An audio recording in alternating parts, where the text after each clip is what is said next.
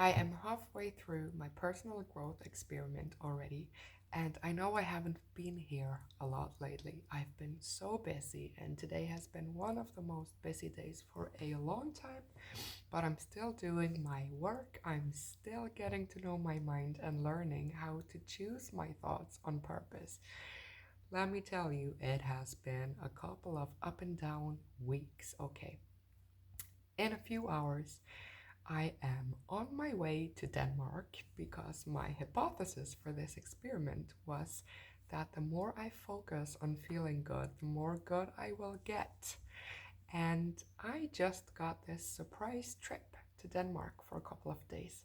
So I just thought since I will be gone for the next 3 days, I will share with you my top 5 life lessons I've learned this far in the experiment because I have learned a lot.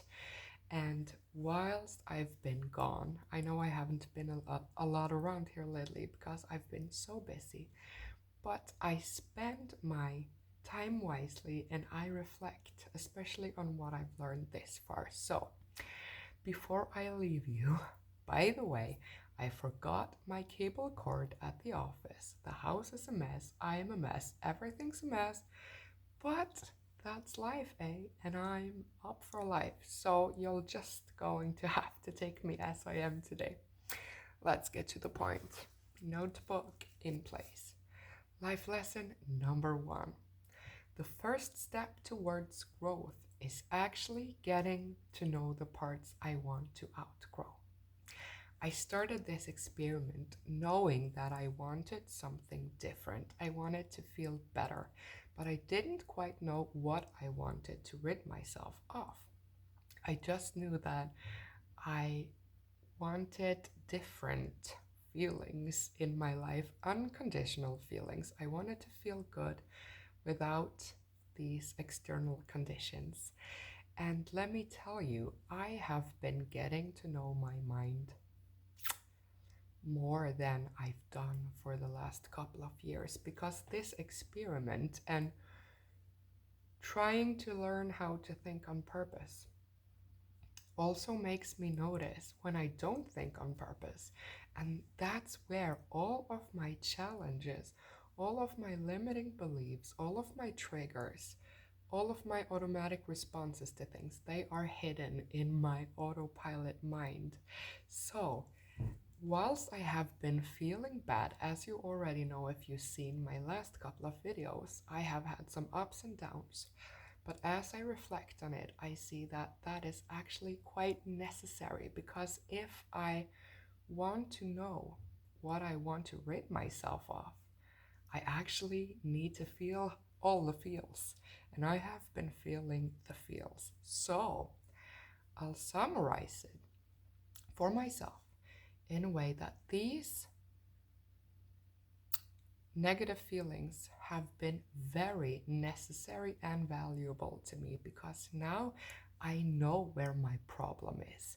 It's in my overthinking mind, it's in my to do lists, it's thinking that I have to get all of these things done. I don't have to walk through everything because I have been talking about it already.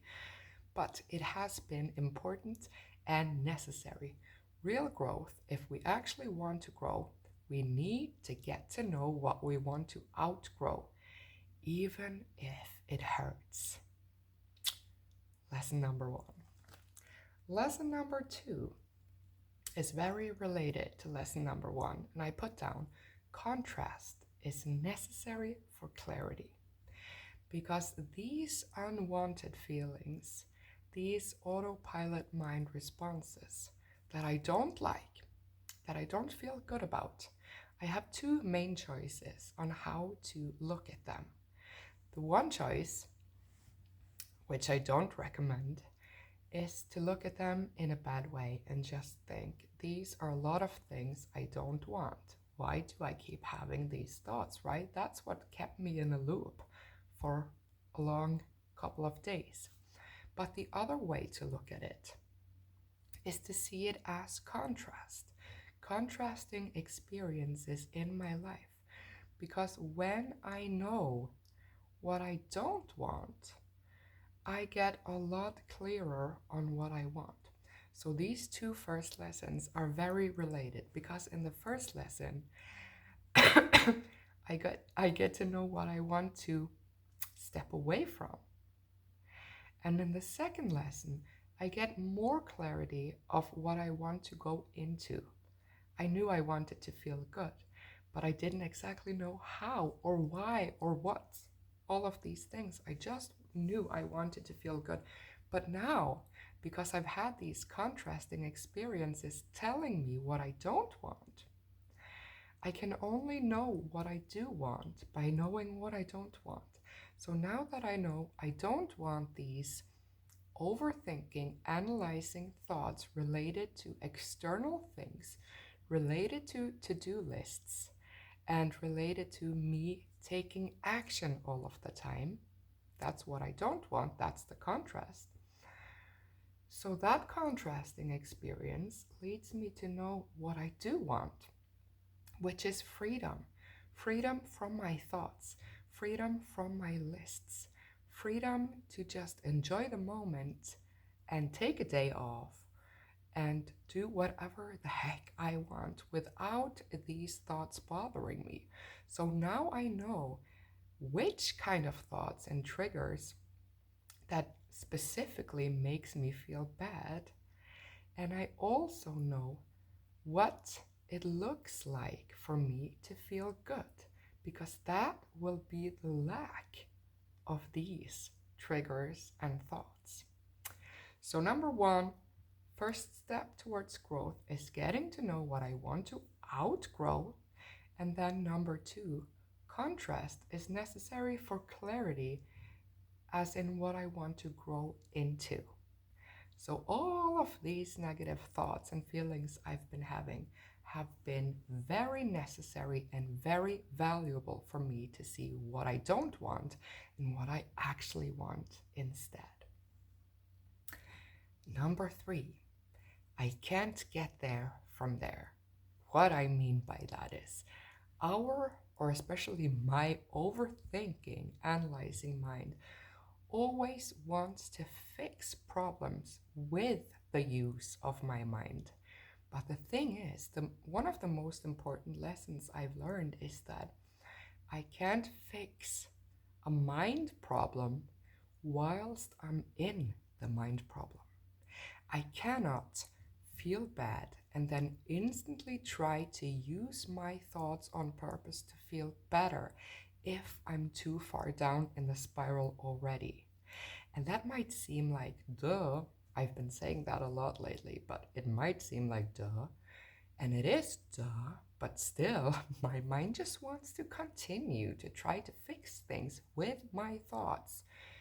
No matter how bad I feel, it's like the worse I feel, the more my mind tries to fix it.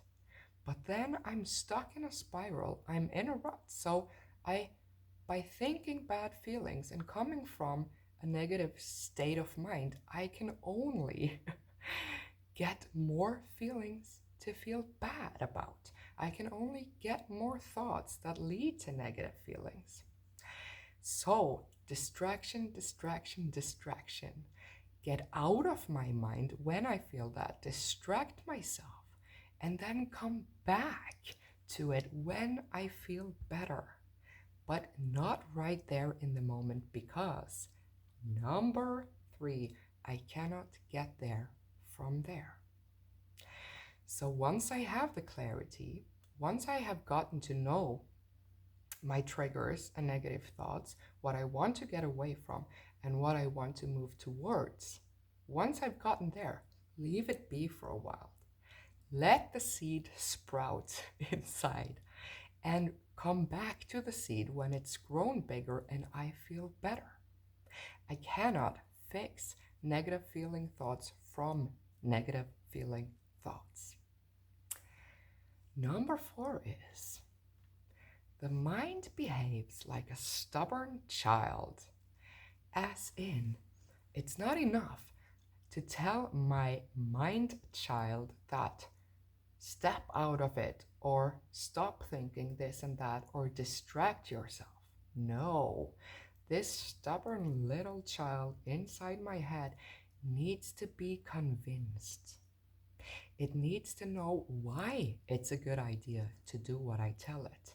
Because if not, it just does whatever it wants, and whatever it wants is normally what it has always been doing. So my mind is a stubborn child, and I need to find ways to convince it to be on my team. So if I need to distract myself by getting out of my mind to let the seed sprout, I need to let my mind know why that's a good idea. I need to convince it so that it gets enough. I feed it enough that it says, okay, I see it now. This is good for us, so I'll do as you say. The mind is a stubborn child. But then, life lesson number 5 is the mind is also like an old fart. It forgets and it forgets and it forgets. And its memory is more of a muscle memory, as in routines and old patterns that it has always been using and doing, rather than new memories, as in, oh, this has worked for me to make me feel better, so let's continue to do that automatically. No, it's like an old fart. I need to remind it often.